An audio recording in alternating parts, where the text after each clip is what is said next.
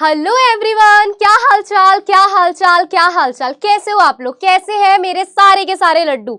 सभी अच्छे हैं? तो भाई आई होप आप सब अच्छे हो, मस्त हो, जबरदस्त हो, है ना? और अच्छे से पढ़ाई कर रहे हो। तो आज जिन दो चैप्टर के इंपॉर्टेंट क्वेश्चन हमें रिवाइज करने और प्रैक्टिस करने हैं, वो दो चैप्टर नहीं, आज हम 3 चैप्टर को करेंगे। कौन से है वो 3 चैप्टर? भाई grass root democracy. Grass root democracy के 3 पार्ट है, राइट? 3 पार्ट है, पार्ट 1 है ना, पार्ट 2 और पार्ट 3। 3 पार्ट है, सही बोल रही हूं मैं? कुछ गलत तो नहीं बोल रही, है ना? यस मैम, सही कह रहे हो। 3 पार्ट है हमारे पास। कौन कौन से हैं वो तीनों पार्ट? भाई पार्ट 1 में तो हमने गवर्नेंस पढ़ा था, याद है? पार्ट 1 में हमने क्या पढ़ा था? गवर्नेंस पढ़ा था। इसके अलावा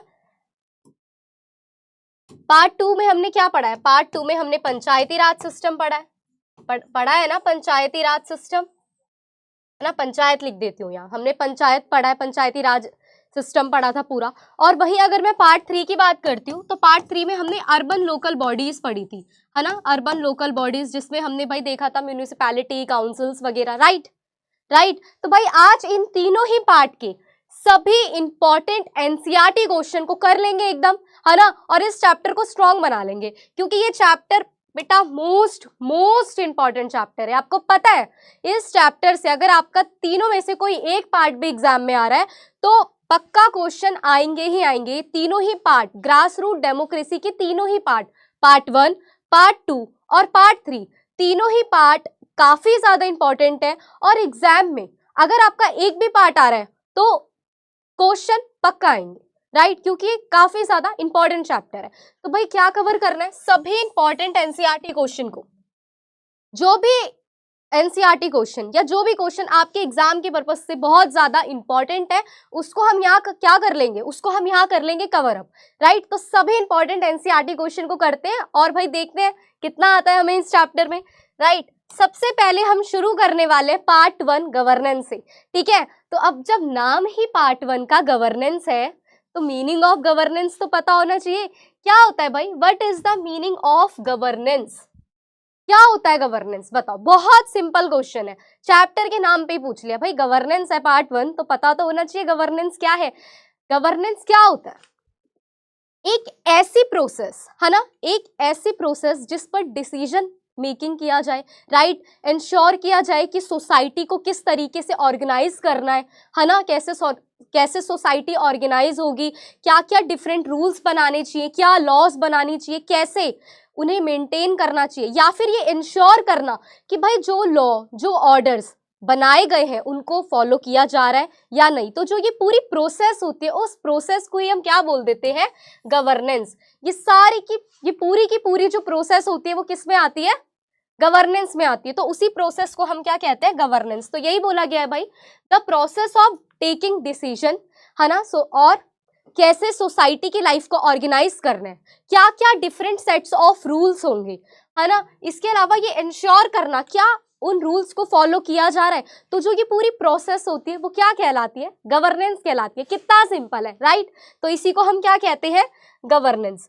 उसके बाद नेक्स्ट क्वेश्चन आपसे क्या पूछ रहा है? Why do we need a government? हमें गवर्नमेंट की जरूरत क्यों है? क्यों सरकार चाहिए हमें? बताओ। बहुत इजी क्वेश्चन है भाई। अगर गवर्नमेंट ही नहीं होगी, गवर्नमेंट अगर नहीं होगी तो सबसे पहली बात, क्या हमारी जो सोसाइटी है वो अच्छे से वर्क कर पाएगी? क्या वो अच्छे से मेंटेन होगी? अगर गवर्नमेंट ही नहीं होगी तो क्या, गवर्नमेंट नहीं है तो यानी कि तीनों ऑर्गेन्स नहीं है, राइट? जुडिशरी भी नहीं है, लेजिस्लेटिव भी नहीं है, एग्जीक्यूटिव भी नहीं है, तीनों ही नहीं है, राइट? तो गवर्नमेंट क्या करती है भाई? We need a government. क्यों we need a government? Why? क्यों भाई? देखो, मेंटेन सोसाइटी को, पहली बात तो मेंटेन करने के लिए, है ना? इसके अलावा लोगों की जितनी भी नीड्स होती हैं, लोगों की जितनी भी नीड्स होती है उसको फुलफिल करने के लिए। और एक देश तभी अच्छे तरीके से चलेगा जब वहां पर सरकार होगी। क्यों? क्योंकि हमारी बहुत सारी जरूरतें। अब एक बात बताओ, हर एक पर्टिकुलर कोई इंसान है वो कहेगा मैं राजा, तो ऐसे तो नहीं हो पाएगा ना, क्योंकि डिबेट्स भी होते हैं, डिसीजन भी होते हैं। तो जो गवर्नमेंट होती है वो पूरी सोसाइटी के लिए, पूरी कंट्री के लिए क्या करती है?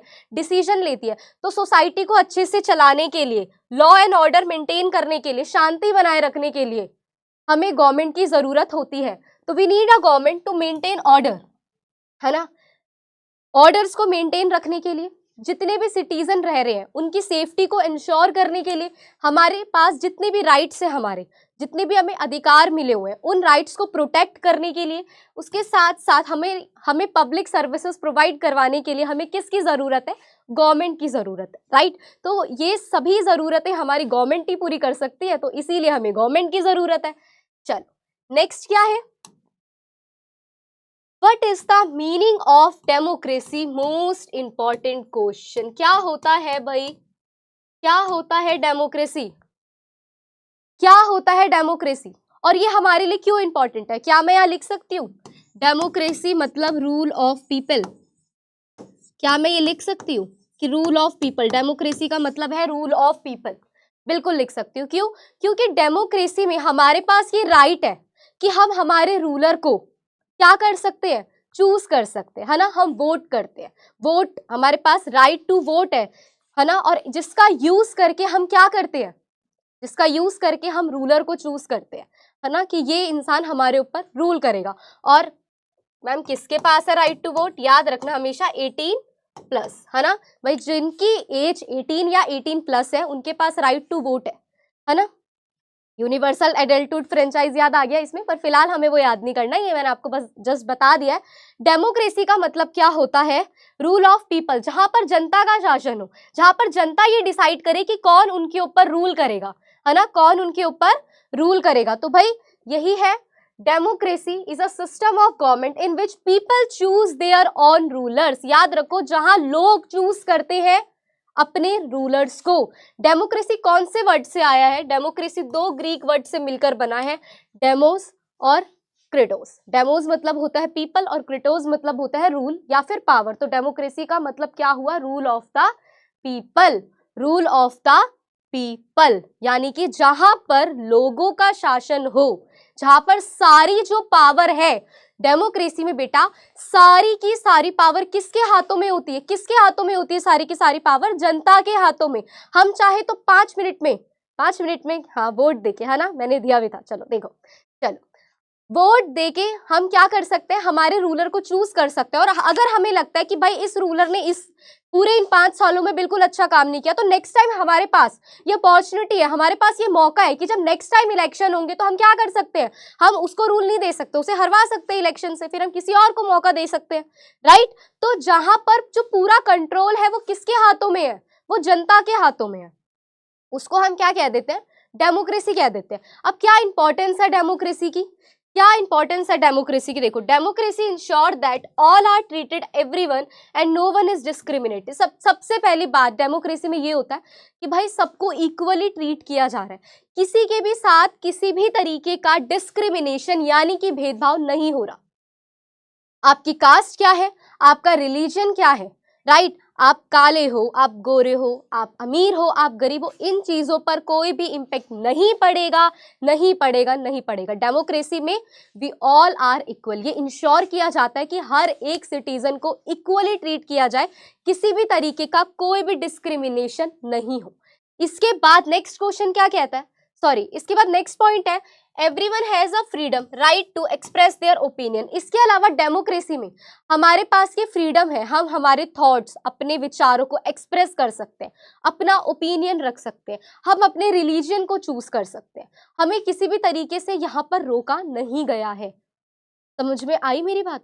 अगर मुझे लगता है मुझे किसी पर्टिकुलर मुद्दे पे अपना ओपिनियन देना चाहिए तो मेरे पास इतनी फ्रीडम है, मैं दे सकती हूँ, राइट। आज अगर मेरा मन कर रहा है मुझे यहाँ से उठ के गुजरात शिफ्ट हो जाना है तो मैं हो सकती हूँ, मेरे को ये फ्रीडम है, राइट। इसके अलावा democracy give us power to people. सबसे मेन पॉइंट और सबसे इंपॉर्टेंट पॉइंट कि डेमोक्रेसी ही एक ऐसी फॉर्म ऑफ गवर्नमेंट है जो हमें ये चांस देती है या जो हमें ये अपॉर्चुनिटी देती है कि हम क्या कर सकते हैं? अपने रूलर को चूज कर सकते हैं। जो रूलर हमें पसंद है हम उसको वोट देकर उसको चूज कर सकते हैं। अगर हमें ये लग रहा है कि वो अच्छे तरीके से काम नहीं कर रहा है तो हम उसे चेंज भी कर सकते हैं नेक्स्ट इलेक्शन में, राइट। तो ये मेन पावर है जो डेमोक्रेसी में हमें मिलती है। तो इसीलिए ये इंपॉर्टेंट है। और बेटा याद रखना ये मोस्ट इंपॉर्टेंट क्वेश्चन है। अगर फर्स्ट पार्ट आपके एग्जाम में आ रहा है तो ये मोस्ट इंपॉर्टेंट क्वेश्चन है, डेमोक्रेसी से आपसे क्वेश्चन पूछा ही जाएगा। चलो नेक्स्ट क्या है, recall the 3 organs of government, what are their different roles. भाई आपको 3 ऑर्गन्स बताने हैं गवर्नमेंट के, कौन से थे 3 ऑर्गन्स, कौन से थे 3 ऑर्गन्स, है ना। एक है आपका लेजिस्लेटिव, लेजिस्लेटिव है, यस मैम। उसके बाद एग्जीक्यूटिव, बोलो मेरे साथ, लेजिस्लेटिव, एग्जीक्यूटिव, और थर्ड इज जुडिशरी। ये 3 है हमारे पास, राइट राइट। लेजिस्लेटिव हमारी हेल्प किस चीज में करती है, मेकिंग लॉज, है ना। लेजिस्लेटिव जो होती है, मैं लिख दूं मेक लॉज, क्योंकि ये कानून बनाती है, ये लॉज बनाती है, ये रूल्स बनाती है, ठीक है। इसके बाद एग्जीक्यूटिव क्या करती है, उन्हीं रूल्स को इम्प्लीमेंट करती है। इम्प्लीमेंट मतलब लागू करती है, ये सिर्फ बनाएगी। अब इसके ऊपर है, अब इसके ऊपर है कि वो उन कानूनों को लागू करेगी या नहीं करेगी। और जुडिशरी सबसे मेन, है ना, ये तो डिसीजन देती है, ये सॉल्व करती है। अगर लगता है कि भाई क्राइम हुआ है तो जुडिशरी डिसीजन देती है, जो लोग गलत होते हैं उन्हें सजा भी देती है। अब इन तीनों ऑर्गन को अच्छे से पढ़ते हैं, राइट, पढ़े अच्छे से। देखो लेजिस्लेचर, जुडिशरी, एग्जीक्यूटिव, इसे आप लेजिस्लेचर बोलो या लेजिस्लेटिव बोलो, कुछ भी बोल सकते हो आप, ठीक है। कुछ बच्चे यहाँ पे कंफ्यूज हो जाएंगे, तो बेटा इसे आप लेजिस्लेचर भी कहते हो, ठीक है, इसे आप लेजिस्लेचर भी कहते हो। तो दोनों ही आप कह सकते हो, बिल्कुल कंफ्यूज नहीं होना। लेजिस्लेचर मैंने आपको बता दिया, ये लॉज बनाती है, ये कानून बनाता है। लेजिस्लेचर का काम ही क्या है, मेकिंग ऑफ न्यू लॉज, ये लॉज बनाती है। और कभी कभी ये लॉज में क्या कर सकती है, कुछ चेंजेस भी कर सकती है, अपडेट कर सकती है, ठीक है। या फिर इनके पास ये भी पावर है कि कोई एग्जिस्टिंग लॉ है जो पहले से बनी हुई है, ये उसको रिमूव कर सकते हैं, कि इसको हटा दो, ये बोल सकती है ये बात। इसके बाद आता है एग्जीक्यूटिव, ये भी एक मोस्ट इंपॉर्टेंट ऑर्गन है। क्यों, क्योंकि ये लॉ को एग्जीक्यूट करता है या फिर इंप्लीमेंट करता है। अगर आपको इंप्लीमेंट वर्ड याद ना हो तो आप लिख सकते हो कि the executive is the organ that execute the laws, यानी कि जो कानूनों को लागू करता है। जो लॉज लेजिस्लेचर ने बनाई है उसको लागू कौन करेगा, बना के रख दी, सब्जी बन गई है, सब्जी बन गई है, लेकिन जब तक आप थाली में परोसोगे नहीं तो खा पाओगे, नहीं खा पाओगे, नहीं खा पाओगे ना, खाना तो दिन भर दिमाग में चलता है। तो चलो क्या है भाई, मजाक से हट के फिर से, तो वो जो कानून बन जाते हैं उनको लागू, उनको एग्जीक्यूट, उनको इंप्लीमेंट करने का काम किसका है, एग्जीक्यूटिव का है। उसके बाद आती है आपकी जुडिशरी, भाई जुडिशरी सिस्टम ऑफ कोर्ट्स, जिसमें भाई क्या डिसीजंस होते हैं, है ना, जिसमें डिसीजन होता है। अगर किसी ने लॉ को ब्रोक किया है सजा मिलेगी, कोई क्राइम किया है सजा मिलेगी, है ना, कुछ गलत काम किया है, चोरी की है, सजा मिलेगी, है ना। और कोई बेगुनाह है जिसे फंसाया जा रहा है तो उसको भी क्या किया जाएगा, उसको सजा नहीं मिलेगी, हाँ मैम उसको भी सजा मिलेगी, नहीं नहीं नहीं नहीं, उसको भाई बेगुनाह साबित अगर वो हो गया है, प्रूफ्स आ गए हैं, तो वो तो घर जाएगा अपने, राइट। तो ये सारा काम जो डिसीजन का होता है ये जुडिशरी के पास होता है। इसके अलावा जुडिशरी भाई ये भी एग्जामिन करती है, ये भी देखती है कि भाई एग्जीक्यूटिव सही तरीके से काम कर रहा है या नहीं कर रहा, लेजिस्लेटिव अच्छे से काम कर रहा है नहीं कर रहा, वो पूरा ये इंश्योर करती है जुडिशरी की। ऐसा तो नहीं है लेजिस्लेचर ने कोई लॉ ऐसी बनाई है जो कॉन्स्टिट्यूशन कॉन्स्टिट्यूशन का जो दायरा है उससे बाहर है, राइट, या वो हार्म कर रही है कहीं से किसी को, कुछ ऐसा तो नहीं है कि लेजिस्लेचर ने बना दिया और एग्जीक्यूटिव ने उसे इम्प्लीमेंट कर दिया और वो देश के लिए, सिटीजन के लिए सही नहीं है। तो वो उन पे भी पूरी की पूरी नजर रखती है, ठीक है, उन पे भी पूरी की पूरी नजर रखती है वो। नेक्स्ट है आपका, why do we need 3 tiers of government. 3 tiers of government कौन से हैं हमारे बेटा, 3 टायर्स ऑफ गवर्नमेंट कौन से हैं हमारे, बताओ मुझे। 3 टायर्स ऑफ गवर्नमेंट कौन से हैं,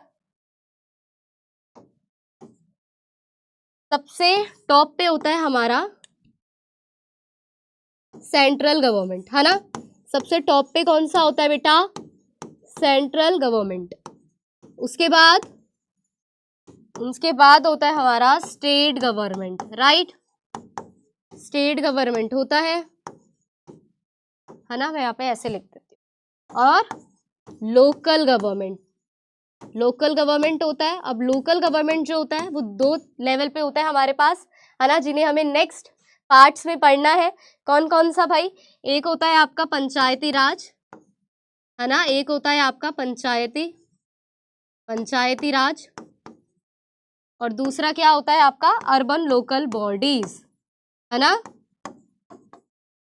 इनको हम डिटेल में आगे पढ़ेंगे, अभी हमें इतना नहीं पढ़ना, ठीक है। तो भाई सेंट्रल गवर्नमेंट क्या होती है, सेंट्रल गवर्नमेंट जो पूरे कंट्री के लिए होती है, टॉप पे होती है, जो पूरे देश के लिए, है ना, पूरे के पूरे देश के लिए डिसीजन लेती है। स्टेट गवर्नमेंट पर्टिकुलर किसी स्टेट के लिए काम करती है, और लोकल गवर्नमेंट पर्टिकुलर किसी लोकल, लोकल मतलब क्या लोकल, है ना, लोकल गांव के लिए अलग और शहर के लिए अर्बन, तो वो काम करती है, ठीक है।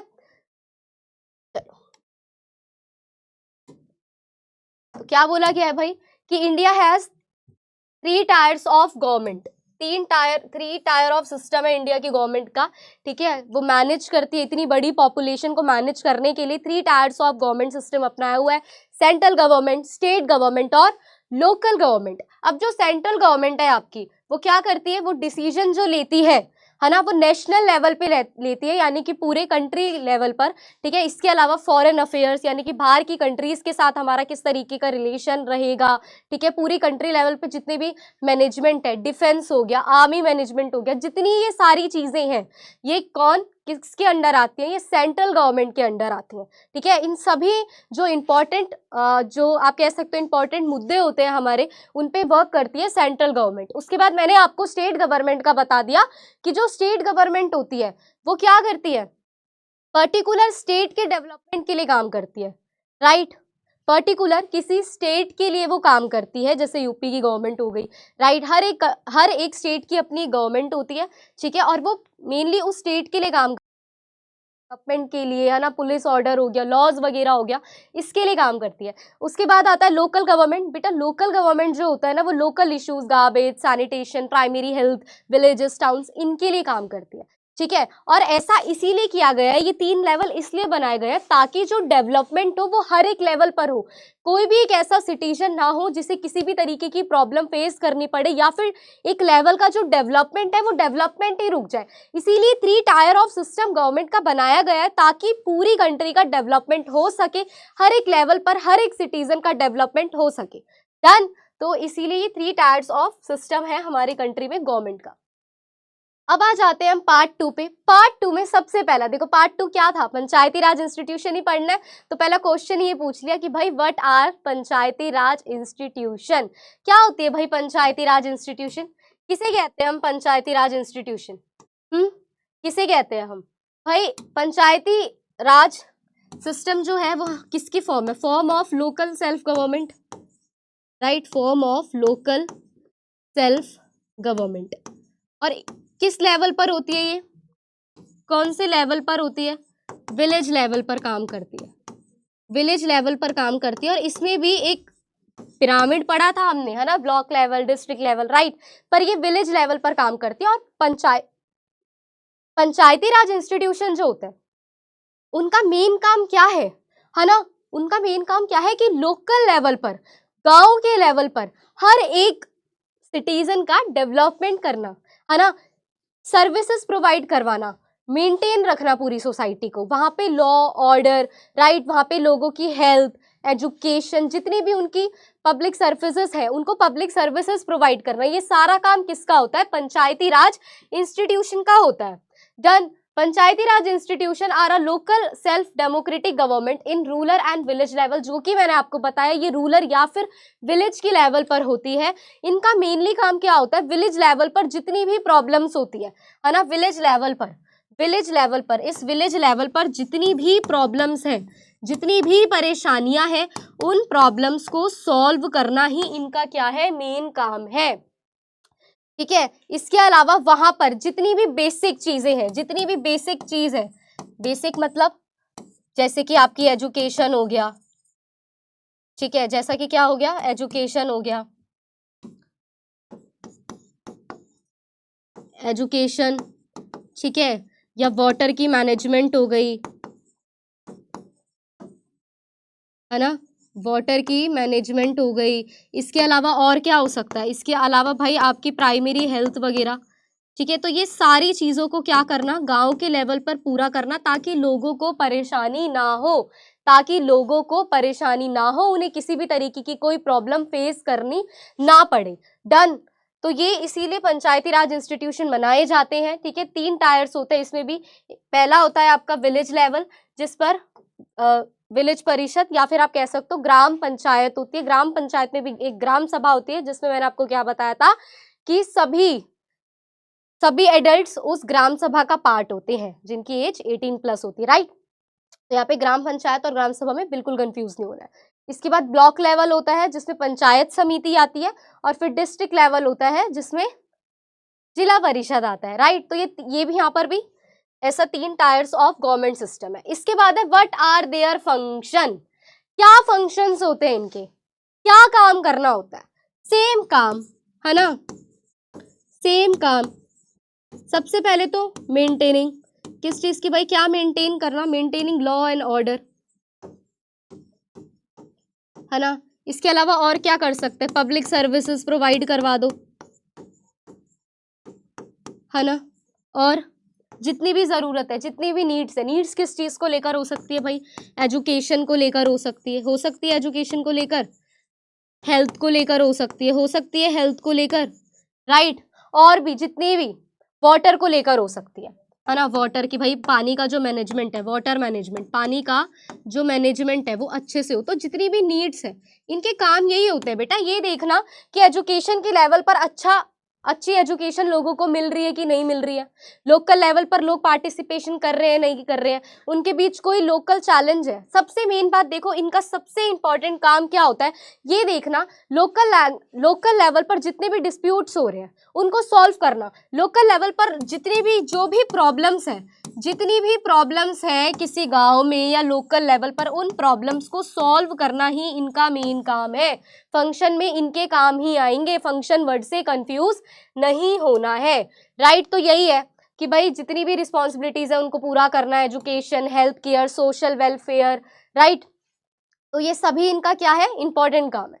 इसके बाद क्या है भाई, What are they important in governance and democracy? Why are they important in governance and democracy? क्यों important है, वही जो मैंने आपको शुरू से बताया वही बता रही हूँ। इसीलिए इंपॉर्टेंट है गवर्नेंस और डेमोक्रेसी में, ये इसलिए इंपॉर्टेंट है ताकि लोकल लेवल पर भी लोगों को क्या हो सके, डेवलपमेंट हो सके। लोकल लेवल पर जितने भी लोग रहते हैं उन सबका भी क्या हो सके बेटा, डेवलपमेंट हो सके। और जितने भी ये लोग चैलेंजेस या प्रॉब्लम्स को फेस कर रहे हैं, उन सभी चैलेंजेस को, उन सभी प्रॉब्लम्स को दूर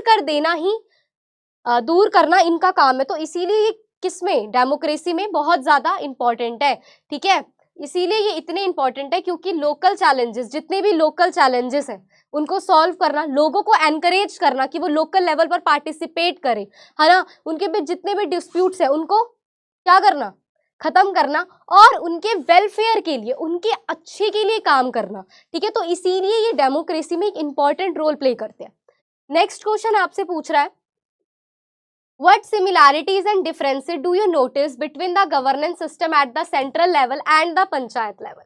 क्या क्वेश्चन है, ये भी आपकी एनसीईआरटी बुक का क्वेश्चन है। क्या क्वेश्चन पूछा गया है आपसे कि भाई एक सेंट्रल लेवल की गवर्नमेंट में और एक पंचायती लेवल की गवर्नमेंट में भाई क्या क्या सिमिलैरिटीज है, क्या डिफरेंसेस है। सिमिलैरिटीज की अगर मैं बात करूं, सिमिलैरिटीज की अगर हम बात करते हैं तो क्या है भाई, दोनों में इलेक्शन होते हैं, दोनों में भाई लोग चूज करते हैं तो इलेक्शन होते हैं, ठीक है।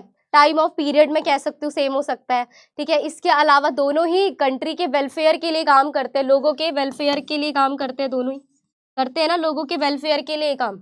डिफरेंसेस में सबसे मेन डिफरेंसेस तो यही कि सेंट्रल लेवल पूरे वो नेशनल लेवल के लिए काम करती है, जबकि जो लोकल लेवल है वो पर्टिकुलर किसी एक रूरल एरिया के लिए काम करते हैं। तो यही सिमिलैरिटीज और डिफरेंसेस है कुछ इस तरीके से कि भाई दोनों के जो मेंबर्स है उन्हें इलेक्शन के द्वारा ही चूज किया जा सकता है। टाइम ऑफ पीरियड मैंने कहा था 5 ईयर का ही दोनों में होता है।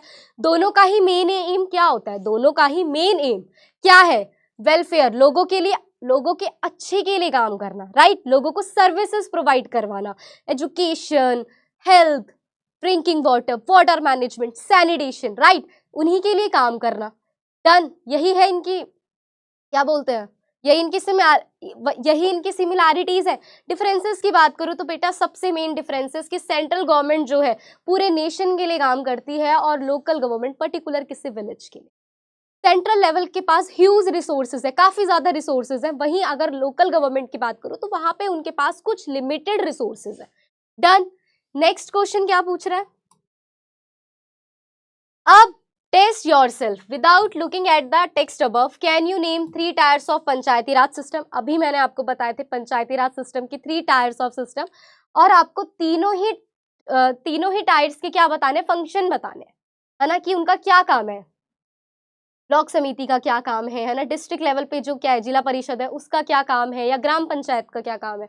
तो ये क्वेश्चन पार्ट 2 से मैं दे रही हूं आपको होमवर्क, ये क्वेश्चन आपको होमवर्क में करना है, कमेंट सेक्शन में मुझे इसका आंसर बताना है, क्योंकि ये हम डिस्कस कर चुके हैं। तो test yourself, test yourself, right. Homework तो मिलना ही चाहिए ना, मिलना तो चाहिए भाई, खुद को भी तो देखो ना कि ये आता है या नहीं, कि क्या 3 टायर्स ऑफ सिस्टम अभी बताया है आपको, और उनके क्या फंक्शन है, उनके क्या क्या काम होते हैं। डन। तो ये आपका होमवर्क वाला क्वेश्चन है, तो यहाँ पे आप आंसर लिखोगे। अब आ जाते हैं पार्ट 3 पे। पार्ट 3 था आपका अर्बन लोकल बॉडीज, तो यही पूछ लिया है सबसे पहले कि आप अर्बन लोकल बॉडीज से क्या समझते हो, व्हाट आर देयर फंक्शन, और उनके काम क्या है। भाई अर्बन लोकल बॉडीज क्या है, अर्बन लेवल पर जो फॉर्म ऑफ गवर्नमेंट है वो है आपकी अर्बन लोकल बॉडीज, और उनके काम क्या है अभी देख लेते हैं। चलो, we have local government structure in urban areas, है ना, अर्बन एरियाज में जो लोकल गवर्नमेंट का स्ट्रक्चर है उसे हम कह देते हैं अर्बन लोकल बॉडीज, और इनको इनके साइज और पॉपुलेशन के अकॉर्डिंग, मैंने आपको बताया था कि अर्बन लोकल बॉडीज को कैसे डिवाइड किया हुआ है, कैसे डिवाइड किया हुआ है, उनके एक सिटी में कितनी पॉपुलेशन है उस हिसाब से। जैसे कि मैं म्यूनिसिपल कॉर्पोरेशन की बात करूं तो इसमें कौन से आएंगे भाई, जो 10 लाख से, जहां 10 लाख से ज्यादा, 10 लाख या 10 लाख से ज्यादा लोग रहते हैं, है ना, जहाँ पे 10 लाख से ज्यादा की पॉपुलेशन रहती है वो आते हैं म्यूनिसिपल कॉर्पोरेशन में, जिसे हम महानगर निगम के नाम से जानते हैं, जिसे हम महानगर निगम के नाम से जानते हैं। इसके अलावा म्यूनिसिपल काउंसिल कौन सी होती है, जिसमें 1 से लेके 10 लाख तक के बीच की पॉपुलेशन आती है, राइट, इसे हम म्यूनिसिपल काउंसिल कहते हैं, और नगर पालिका भी कहते हैं, नगर पालिका भी कहते हैं।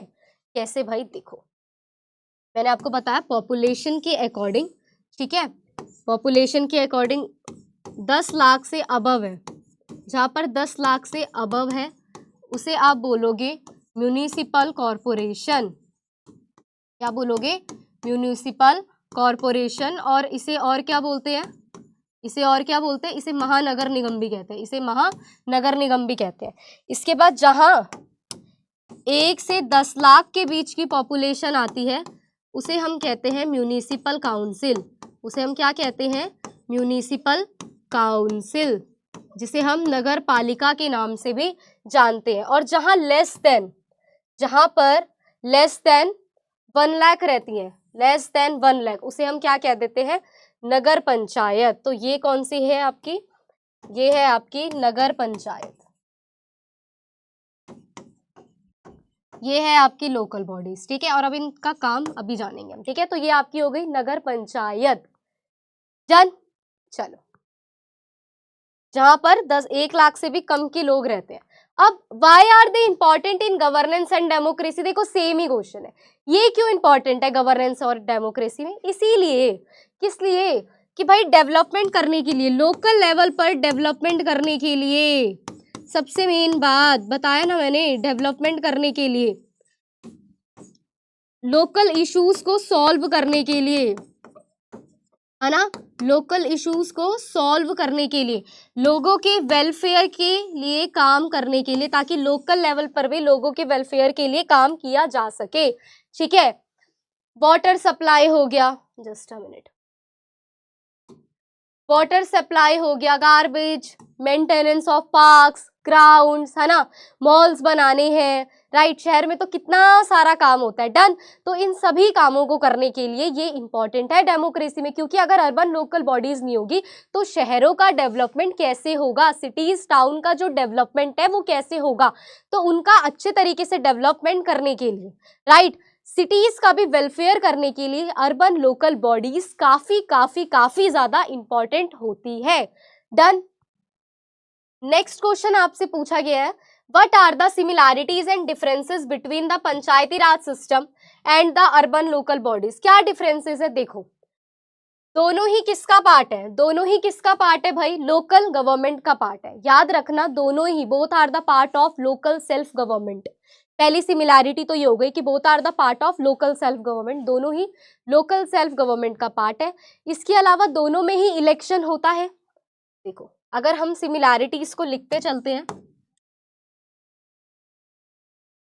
देखो सबसे पहले अगर सिमिलैरिटीज की बात कर लेते हैं, ठीक है, क्या both are the part of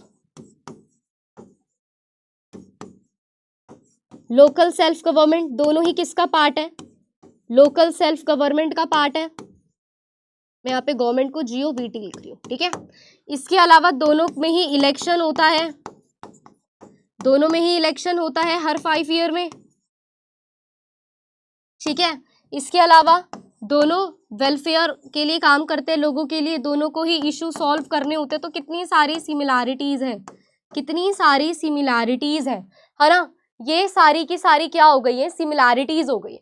वहीं अगर मैं डिफरेंसेस की बात करूं, और सबसे मेन बात, दोनों में ही वुमेन को क्या है? वुमेन को रिजर्वेशन मिला हुआ है दोनों में ही। कितना कितना भाई? 1/3 रिजर्वेशन वुमेन को मिला हुआ है दोनों में ही। तो ये सारी क्या हो गई है भाई? ये सारी की सारी हो गई है सिमिलैरिटीज। ये दोनों चीजें दोनों में ही क्या है? ये सारी चीजें दोनों में ही क्या है? बिल्कुल सेम है। डन। इसके बाद आता है आपका डिफरेंसेस। क्या क्या है भाई? देखो, डिफरेंसेस यही है कि वो रूरल एरियाज के लिए काम करती है, वो अर्बन एरियाज के लिए काम करती है, ठीक है। डन। और the Panchayati bodies have less resources, Panchayati bodies के पास लेस रिसोर्सेज होते हैं as compare to urban local bodies. तो ये इनमें क्या थे? कुछ डिफरेंसेस थे। चलो, तो यहाँ हमने अपने तीनों पार्ट के सभी इंपॉर्टेंट NCERT क्वेश्चन को कर लिया है फिनिश। आई होप अब आपको सभी क्वेश्चन समझ में आ गए होंगे, कैसे उन्हें आंसर करना है, कैसे किस तरीके से एग्जाम में लिखना है, वो आपको समझ आ गया होगा। फिर भी कोई डाउट आपका रहता है तो मिलते हैं कमेंट सेक्शन में, ठीक है। तब तक stay with me. Thank you so much. सभी अपना ध्यान रखो। Take care. Bye bye.